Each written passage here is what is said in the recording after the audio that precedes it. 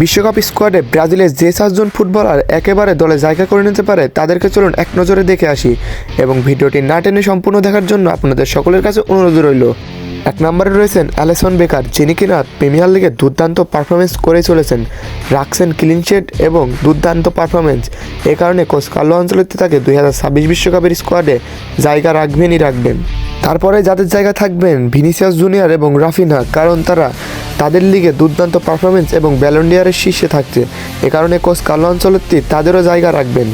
তারপরে রয়েছেন coach Carlo আনচেলত্তির প্রশিক্ষিত প্লেয়ার এস্তেভা উইলিয়ামস, যিনি কিনা ইংলিশ প্রিমিয়ার লিগে দুর্দান্ত গোল এবং ঝড়োয়া ড্রিবলিং করছেন। এ কারণে 2026 ওয়ার্ল্ড কাপে তাকে জায়গা দিবেন। এবং এদের সাথে রয়েছেন নেইমার জুনিয়র, যিনি কিনা সান্তোসের হয়ে এই বছরে 28 ম্যাচে 11টি গোল করেছেন এবং 7টি অ্যাসিস্ট করেছেন। এই ক্ষেত্রে তিনি কোচ কার্লো আনচেলত্তির নজরে পড়ে গেছেন এবং তিনি যদি 100% ফিট থাকে তাহলে তিনিও খেলতে পারেন 2026 বিশ্বকাপ।